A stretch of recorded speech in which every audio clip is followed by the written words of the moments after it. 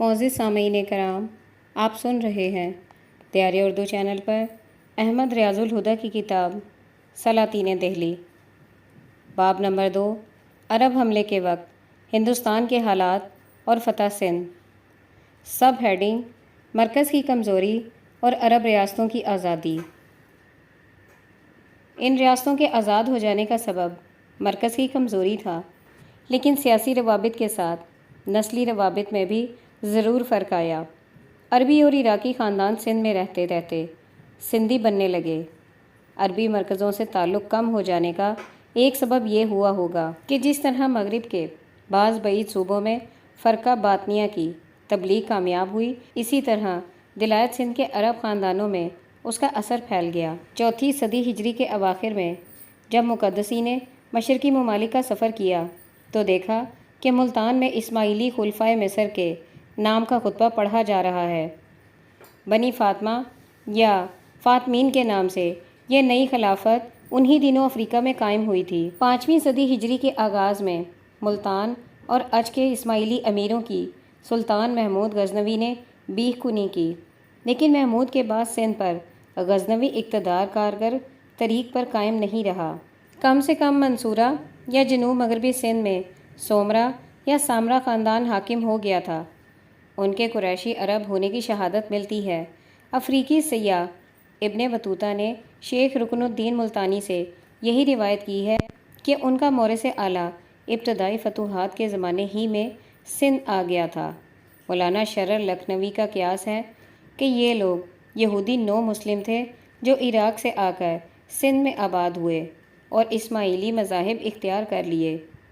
بہر تقدیر یہ کئی سو برس تک سندھ میں حکومت کرتے رہے، لیکن پہلے سلطان معز الدین غوری اور ناصر الدین قباچہ کے مطیع ہو گئے تھے، اور پھر جب دہلی میں اسلامی سلطنت کا مرکز بنا تو وہاں کے بادشاہوں کی طوع و کرہ اطاعت قبول کر لیتے تھے۔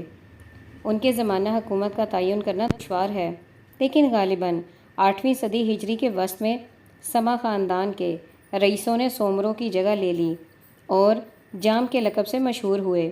ممکن ہے وہ بلوچی یا افغانی جٹوں کی نسل سے ہوں۔ بعض تاریخوں میں ان کا نسب عربوں سے ملا دیا گیا ہے اور ایک گروہ انہیں نو مسلم راجپوت قرار دیتا ہے۔ مغلوں کی آمد تک انہی جاموں کا دور چلتا رہا۔ سب ہیڈنگ: مسلم اصلاحات۔ سندھ محمد ابن قاسم ہی کے وقت سے بڑی ولایت بن گیا تھا، جس کے تحت میں 4 چھوٹے صوبے یا اقطاع تھے۔ انہیں انگریزی عہد کی قسمتوں کی مثل سمجھنا چاہیے۔ صوبہ مکران بھی ایک مدت تک سندھ کے ماتحت رہا، اور خود یہ ولایت پہلے عراق پھر خراسان کی امارت میں تھی، لیکن والی سندھ کی نامزدگی خاص خلیفہ کے حکم سے ہوتی۔ اسی کے دربار سے وہ 7 پارچے کا خلعت، 2 تلواریں، توق، پرچم اور کلہ ولایت دے کر بھیجا جاتا تھا۔ سرکاری محاصل غالباً براہ راست دارالخلافت کو ادا کیے جاتے تھے۔ اندرونی معاملات میں بڑی ولایت کے والی قریب آزاد مگر امن و انتظام کے ذمہ دار ہوتے، بلکہ سندھ جیسے دور دست سرحدی صوبے میں صلح و جنگ کے اختیارات بھی والیوں کو تفویض کر دیے جاتے تھے، لیکن اصولاً اہم معاملات میں امیر یا خود خلیفہ وقت کی منظوری یعنی ضروری ہوتی تھی۔ محاصل اور مال گزاری کی تشخیص، ان کے انتظامات کے مصارف، عدالت، کوتوالی، فوجی چھاونیوں کی تنظیم اور نئے شہروں کی تعمیر وغیرہ جیسے کام عام اسلامی اصول حکومت کے مطابق والیوں کے اختیار تمیزی پر چھوڑ دیے جاتے تھے۔ اندرونی امن اور بیرونی دشمن سے حفاظت والی کا مقدم فرض تھا۔ اس فرض کے لیے مناسب مقامات پر چھاونیاں بنا دی جاتی تھیں۔ مجاہدین عرب کا مسکن یہی چھاونیاں ہوتی تھیں، اور یہی رفتہ رفتہ مستقل شہروں کی شکل اختیار کر لیتی تھیں۔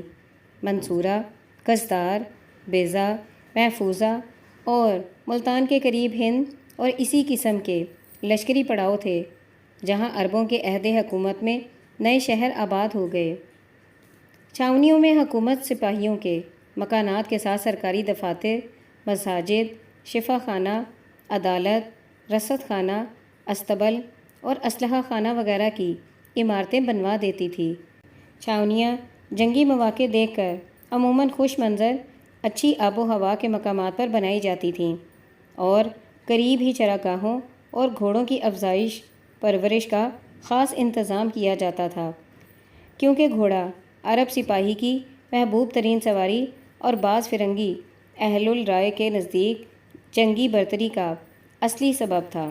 عرب فوج میں زیادہ تر تعداد سواروں ہی کی ہوتی تھی، البتہ رسد اور پیام رسانی کے لیے شتر سوار اور بار برداری کے جانور ساتھ ہوتے، اور اس زمانے کے قلعہ شکن آلات یعنی منجنیق اور دبابہ وغیرہ چلانے کے لیے فوج کی ایک الگ جماعت تیار رکھی جاتی تھی۔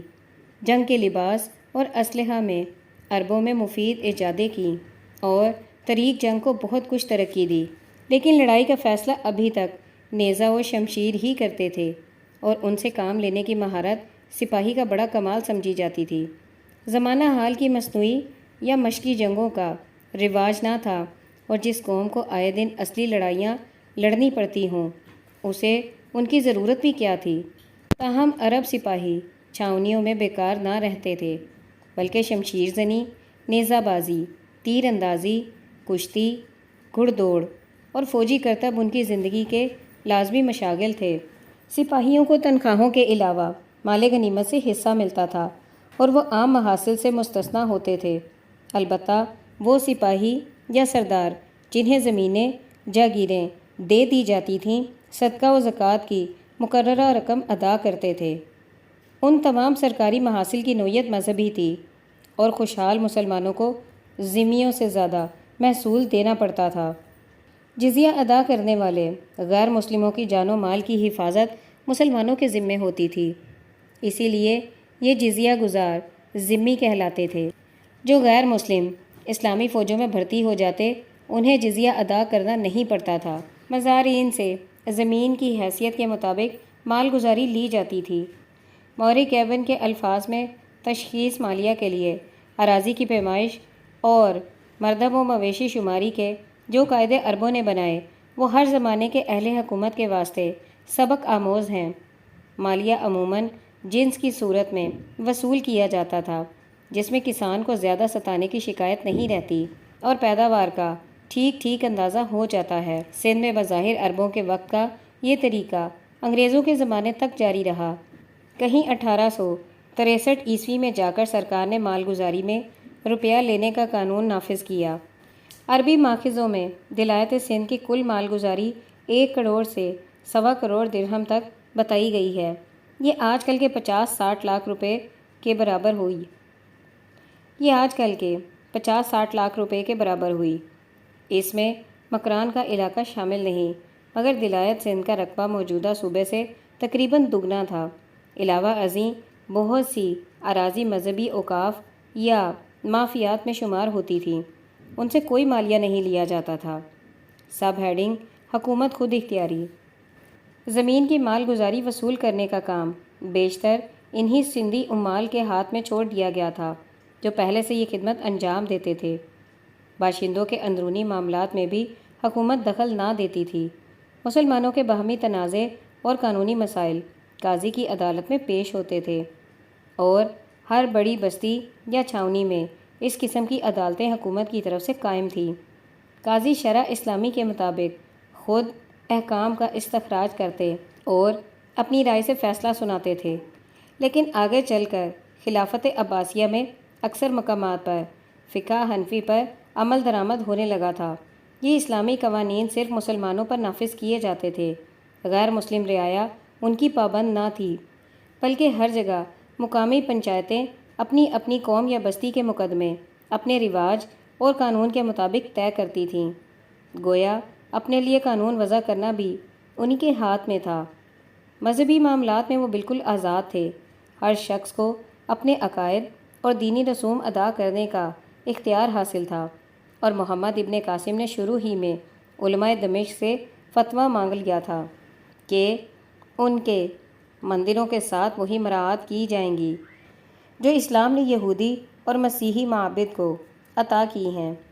یہ اسلامی تاریخ کا بہت اہم اور یادگار واقعہ ہے، مگر اس سے بھی بڑھ کر یہ رعایت کی گئی تھی کہ ان کے مذہبی پیشواؤں کے اختیارات بحال رہنے دیے اور مال گزاری میں 3% لینے کا جو حق برہمنوں کو صرف برہمنی راج میں دیا گیا تھا وہ بھی برقرار رکھا تھا۔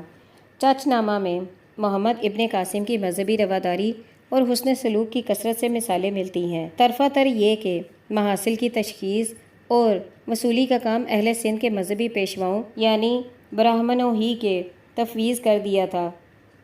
تجارتی شہروں میں وہاں کے مقامی تاجروں سے مشورہ لیے بغیر مسلمان حاکم عموماً کوئی دیوانی یا مالی کام نہ کرتے تھے۔ جب داہر کے وزیر سیاکر نے اطاعت قبول کی تو محمد ابن قاسم نے اسے اپنے سابقہ عہدے پر بحال کر دیا اور سیغہ راز کے معاملات میں بھی اس سے مشورہ کرنے لگا۔ اپنا یہ اعزاز و اعتماد دیکھ کر سیاکر نوجوان فاتح کا گرویدہ اور جاں نثار ہو گیا۔ جنگی سرداروں اور مشیروں میں بھی راسل کاکا کوتک اور موکا بسایا وغیرہ کئی سندھ عمائد کے نام آتے ہیں جنہیں محمد کی عنایتوں نے ایسا خرید لیا تھا کہ وہ آئندہ لڑائیوں میں اسلامی فوج کے شریک اور سرفروش رفیق بن گئے۔ حکومت کی رواداری اور عدل و مساوات کے قوانین کو بڑی تقویت عرب سپاہیوں کے طرز عمل سے پہنچی تھی۔ وہ لڑائی کے وقت جس قدر سخت اور بے درد تھے، صلح کے وقت کہیں زیادہ نرم اور فیاض ثابت ہوئے۔ انہی کے اخلاق نے اہل سندھ کو ایسا مسخر کیا کہ بہت جلد ان میں گھل مل گئے۔ بت پرستی کے باوجود سندھ کے اہل طبقوں میں بت مت کے بنیادی مقاصد فراموش نہیں ہوئے تھے۔ یہ اخلاقی تعلیم دین اسلام سے مناسبت رکھتی تھی، لہٰذا سندھ کے اشراف و رؤسا توحید و مساوات کا مذہب قبول کرنے میں زیادہ رکاوٹ نہ پیش لائے اور وہ کثرت سے مسلمان ہونے لگے۔ کتاب عجائب الہند کی روایت ہے کہ کشمیر کے ایک راجہ کی فرمائش سے قرآن مجید کی پہلی تفسیر مقامی زبان میں تیار ہوئی، جس کے معنی یہ ہیں کہ 30 صدی ہجری میں سندھ کے باہر تک اسلام کا دائرہ وسیع ہونے لگا تھا۔ موجودہ سندھ سرحد کے ایک اور راجہ کے اسلام لانے کی روایت سے قیاس ہوتا ہے کہ ان اطراف میں جو لوگ اپنے پرانے مذہب سے ناراض و بدگمان ہوتے وہ بھی دین عرب کی طرف دوڑتے آتے تھے۔ سب ہیڈنگ: سندھ اور عربی تمدن۔ اسلامی مذہب و معاشرت کا اہل سندھ پر جو اثر پڑا اس کا مختلف زمانوں کے حالات بغور مطالعہ کرنے سے اندازہ ہو سکتا ہے، لیکن اس کے لیے بڑی تفصیل اور تحقیق درکار ہے۔ ہماری مختصر اور عام تاریخ میں اتنی گنجائش نہیں، پھر بھی گزرتے گزرتے یہ دیکھا جا سکتا ہے کہ محمد ابن قاسم نے جس وقت یہ ملک فتح کیا تو قوموں کی قومیں خانہ بدوش نا متمدن زندگی بسر کرتی تھیں، راہزنی عام تھی۔ ان کے وحشیانہ خصائل کی بنا پر براہمن راجہ نے بعض نہایت سخت قوانین بنائے تھے اور معمولی چوری پر مجرم کے زن و بچہ کو آگ میں جلوا دیتا تھا، مگر 2-3 صدی بعد انہی علاقوں میں ہمیں جا بجا شائستہ شہری آباد نظر آتے ہیں جو صنعت و تجارت کی بدولت خوشحال اور تمدن و تہذیب میں عراق و مصر کے قریب قریب اماثل بن گئے ہیں۔ یہ تبدیلی تدریجی ہوئی۔ فتح سندھ کے 100 برس بعد پہلا عرب جغرافیہ جو ہم تک پہنچا ابن خرادبہ کی کتاب المسالک و ممالک ہے۔ اس میں شہراؤں کی مختصر کیفیت اور شہروں کی مسافت درج ہے، تاہم اتنا پتہ چل جاتا ہے کہ ممالک اسلامیہ سے سندھ کی آمد و رفت اور تجارت چل پڑی تھی۔ چین، روس اور افریقہ تک کے قافلے یہاں آنے جانے لگے تھے۔ سندھ سے عود، بیگ اور بانس خاصی بڑی مقدار میں دساور جاتے تھے۔ ابن خرادبہ سے قریب قریب 1 صدی بعد الاصفخری نے ممالک اسلامیہ کی سیر کی اور المسالک و ممالک ہی کے نام سے اپنا سفر نامہ تحریر کیا۔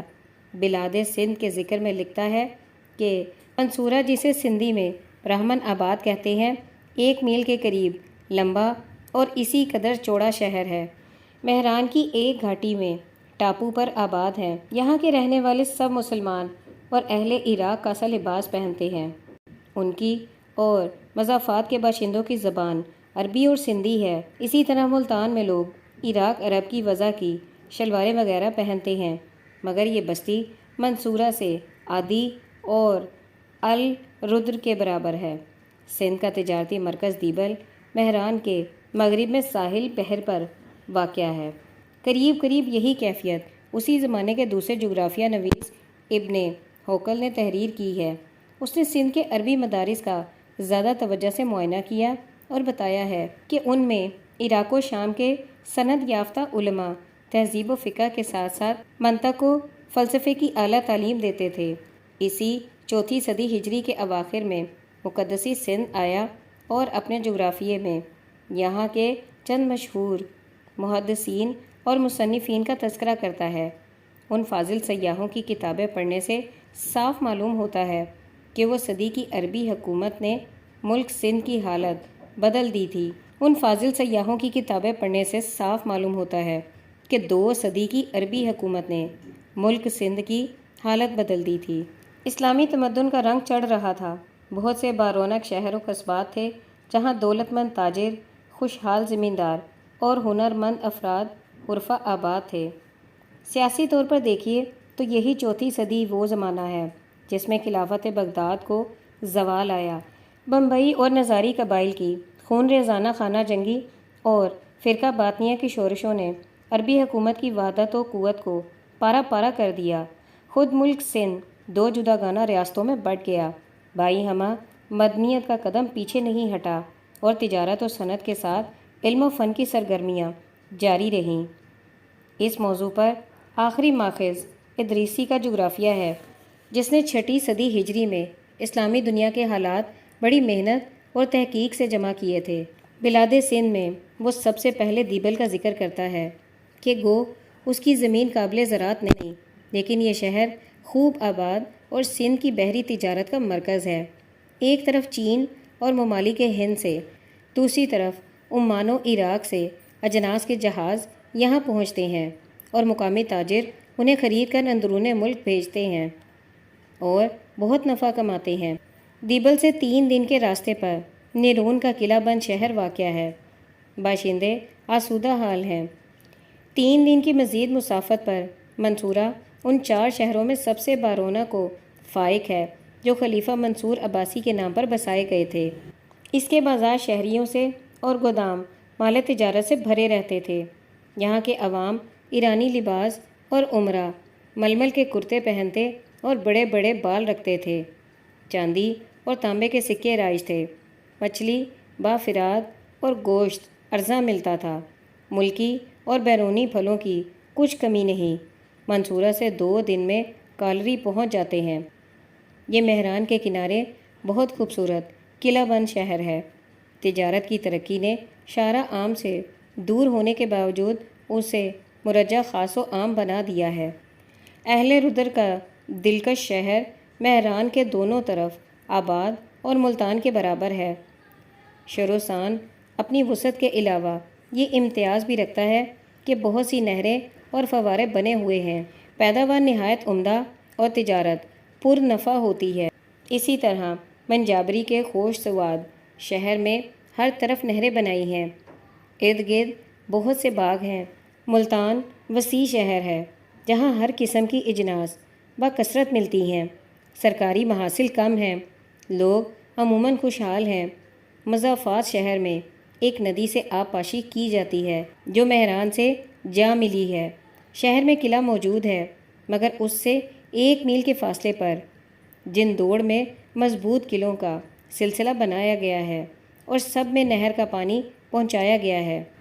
ملتان کا امیر تعطیل کا زمانہ اور بہار کا موسم یہیں گزارتا ہے اور 20-25 شہروں کا سندھ کے ذیل میں ذکر کیا ہے، مگر ان میں سے بعض گجرات کے ساحل پر اور بعض مکران میں واقع تھے۔ اکثر شہروں کے موجودہ نام یا مقام کا تعین کرنا دشوار ہے اور پوری عبارتوں کو نقل کرنا بھی طوالت سے خالی نہیں، مگر یہ جغرافیہ جو اپنے افادے اور صحت بیان میں معتبر تاریخوں کا درجہ رکھتا ہے، اسلامی سندھ کا ایک دل پسند مرکب پیش کرتا ہے، اور اسے پڑھ کر یہ ماننے میں کچھ تامل نہیں رہتا کہ 3 صدی کی حکومت میں مسلمانوں نے ان ملکوں کو کچھ سے کچھ بنا دیا تھا، مگر ان کے صحرائی علاقے تک میں متعدد شہر بسائے تھے جہاں تجارت کی منڈیاں لگتی تھیں۔ ہر قسم کا سامان تمدن افراد سے ملتا تھا۔ وسیع پیمانے پر زراعت اور باغبانی کی جاتی تھی۔ لوگ خوشحال دنیا کے معاملات سے باخبر اور خلیق و مہمان نواز تھے۔ انہوں نے اسلامی ملکوں کی معیشت اور گروہ کثیر نے دیہی مذہب اختیار کر لیا۔